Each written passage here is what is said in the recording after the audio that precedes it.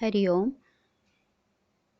गीता के दूसरे अध्याय में तीसरा श्लोक भी भगवान एक ही बात कहते हैं कि आत्मा सबके शरीरों में सदा ही अबद्ध है। अगर आप गीता जी सामने रखकर पढ़ें और सुने मेरे साथ श्लोक पढ़ते हुए तो आपको समझ में आएगा, बहुत आसानी हो जाएगी समझने में। तो तीसरा श्लोक यही है कि आत्मा सबके शरीरों में सदा अबद्ध है, सदा नित्य है, शुद्ध है, बुद्ध है, सम है, निर्विकार है, अकर्ता है। आत्मा के एकत्व, नित्यत्व का और अविनाशित्व का प्रतिपादन करते हैं भगवान। तो जो ये जान जाता है कि आत्मा शरीर में विनाशशील है, आत्मा को कोई मार नहीं सकता, तो इसके वियोग के कारण शोक होना बिल्कुल ही अनुचित है। तो आत्मा को जन्मने मरने वाला मानने पर भी शोक करने के कोई औचित्य नहीं है, शोक करना। इसीलिए अर्जुन को कहते हैं कि तो युद्ध कर। और आगे 31वां श्लोक में कहते हैं कि तथा अपने धर्म को देखकर भी तू भय करने योग्य नहीं है।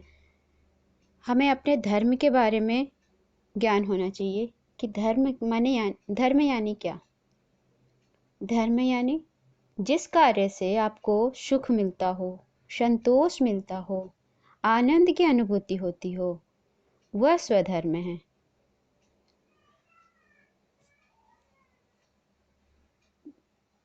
स्वधर्म मतलब अगर आप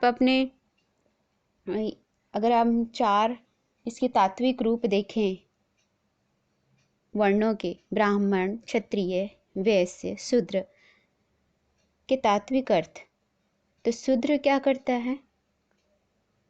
जब हम ये चारों वर्ण हमारे अंदर ही हैं, एक मनुष्य के अंदर ही हैं। शूद्रता तब है जब हम इंद्रियों के गुलामी करते हैं, अपने इंद्रियों की गुलामी करते हैं। वैश्यपना तब है जब हम ज्ञान का बीज बोते हैं, सत्संग करते हैं, भजन कीर्तन करते हैं, तो हम अपने स्वधर्म को फलीभूत करने के लिए, अपने खोए हुए स्वराज्य को प्राप्त करने के लिए उद्यम करते हैं। क्षत्रिय तब है जब हम अपने अंदर अपने स्वराज्य के प्रति युद्ध करते हैं, अपने अज्ञानता से, अपने संस्कारों से, कामनाओं से, क्रोध से, लोभ से, अहंकार से, राग, द्वेष, ये सारे दोष अवगुणों से युद्ध करना, अंतर्द्वंद करना, यही क्षत्रियपना है। और ब्राह्मण जब हम ब्रह्म को प्राप्त करते हैं, जब हम ब्रह्म का ज्ञान प्राप्त करते हैं, अपने संस्कारों को, पुराने संस्कारों को हटाकर स्वधर्म स्थापना करते हैं, तब ब्रह्म के ज्ञान से परिपक्व होते हैं, तब ब्राह्मणत्व प्राप्त करते हैं। यही स्वधर्म है, अपने खोए हुए स्वराज्य को प्राप्त करना। इस पर अगर भगवान कहते हैं कि अर्जुन को, जो क्षत्रिय है, कि तुझे भय करना भी नहीं चाहिए, क्योंकि क्षत्रिय के लिए धर्मयुक्त युद्ध से बढ़कर दूसरा कोई कल्याणकारी कर्तव्य नहीं है। क्योंकि वो हर राजा अपने स्वार्थ के लिए युद्ध करता है, कुछ पाने के लिए युद्ध करता है, लेकिन यहाँ 5 पांडव कुछ पाने के लिए युद्ध नहीं कर रहे हैं, धर्म की स्थापना के लिए कर रहे हैं, स्वधर्म की स्थापना के लिए। इसीलिए इनका युद्ध को धर्म युद्ध कहा गया है। अगर ये ना करते तो बहुत उपद्रवी लोग उपद्रव करते और आतताइयाँ पूरे भारतवर्ष को समाप्त कर देते। इसके लिए हमारे अंदर का क्षत्रियपना जागना चाहिए। और 32वां श्लोक में भगवान बोलते हैं, ये द्रक्ष्या चोपपन्नम स्वर्गद्वारमपावृतं सुखिनः क्षत्रिया पार्थ लभन्ते युद्धमीदृशम्। हे पार्थ, अपने आप प्राप्त हुए और खुले हुए स्वर्ग के द्वार रूप इस प्रकार के युद्ध को भाग्यवान क्षत्रिय लोग ही पाते हैं। इस तरह से ये अपने आप खुला हुआ स्वर्ग का द्वार है। अगर इस युद्ध को वो नहीं करते तो, क्योंकि धर्म युद्ध करके स्वर्ग का द्वार खुला ही रहता है, अधर्म युद्ध करेंगे तभी वो नरक के गामी होते हैं। स्वर्ग यानी क्या? सुख, ब्रह्म की प्राप्ति। और नरक यानी क्या? दुख, दुख की प्राप्ति। इसीलिए ये धर्म युद्ध उनके लिए बहुत ही खुला हुआ दरवाज़ा बताया गया है। स्वर्ग का द्वार खुला हुआ है, हर एक क्षत्रिय को नहीं मिलता है। ये कोई भाग्यशाली क्षत्रिय ही होता है, कोई भाग्यशाली साधक होता है जो अपने स्वधर्म को प्राप्त करने के लिए युद्ध करते हैं, अपने अंदर के अवगुणों अपने ज्ञान और अज्ञान के बीच में अंतर्द्वंद करते हैं। तो इस धर्म में युद्ध करने से बहुत बड़ा लाभ है ये। अब उसको अगर नहीं करेंगे तो अर्जुन को क्या प्रॉब्लम हो सकता है, ये बताते हैं कि 33वां में, अथ चेत्त्वमिमं धर्म्यं संग्रामं न करिष्यसि ततः स्वधर्मं कीर्तिं च हित्वा पापमवाप्स्यसि। यदि तू इस धर्मयुक्त युद्ध को नहीं करेगा तो स्वधर्म को और कीर्ति को खोकर पाप को प्राप्त होगा।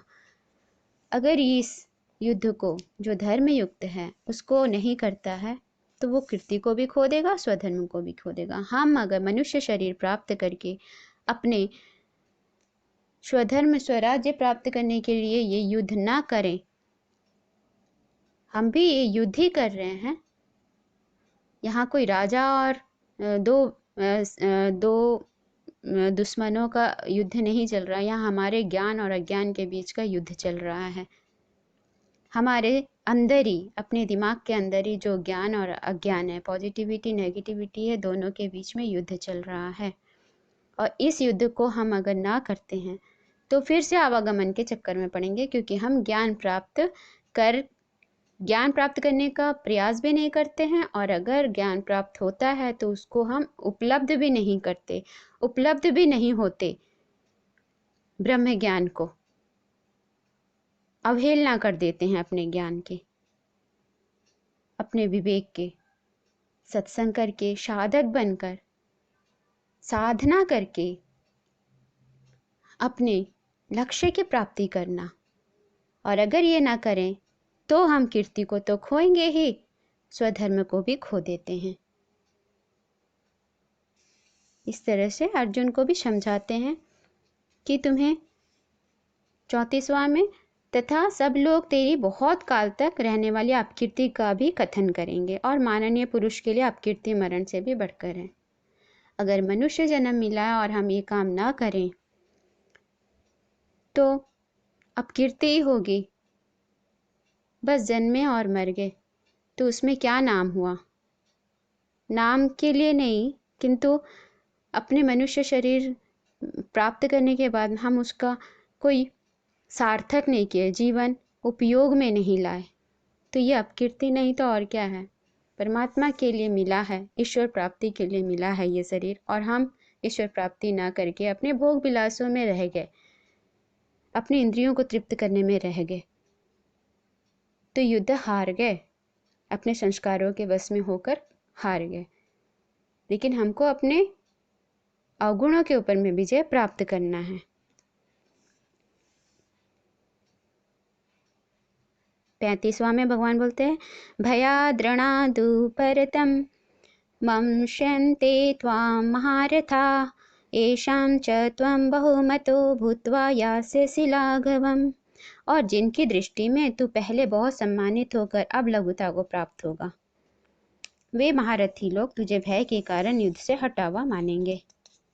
अब तुम्हारे दुश्मन सब यही सोचेंगे कि तुम डर गए हो उनके दुश्मन कौन थे? भीष्म, द्रोण, शल्य आदि तथा विराट, द्रुपद, सात्यकी और धृष्टद्युम्न आदि महारथीगण, जो तुम्हारी प्रतिष्ठा करते थे, तुम्हारा आदर करते थे। भीष्म कौन है? द्रोण कौन है? शल्य कौन है? इसको आपको समझाऊंगी। धीरे धीरे, आहिस्ता आहिस्ता सब समझ जाएंगे। हमारा अहंकार, हमारे संस्कार, हाँ, हमारे अंदर के विकार जो हैं वो हमको आदर करते थे कि तुम एक सूरवीर हो, महान हो, तुम ज्ञानी हो, तुम युद्ध कर सकते थे, तुम सत्संग कर सकते थे, तुम साधना कर सकते थे, लेकिन तुमने नहीं किया और युद्ध को छोड़ दिया। धर्मात्मा होते हुए तुमने कुछ नहीं किया, इसीलिए तुम उनके दृष्टि में गिर जाओगे और अहंकार जीत जाएगा। अहंकार जीत जाएगा, लोभ, मोह, क्रोध सब जीत जाएंगे।